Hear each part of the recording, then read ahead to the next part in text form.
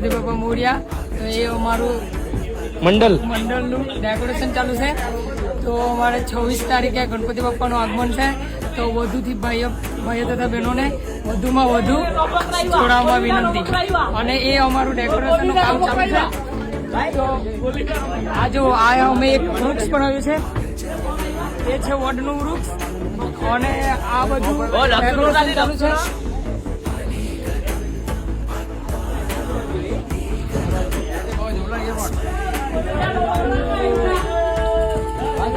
હજુ ડેકોરેશન થોડુંક અધૂરું છે.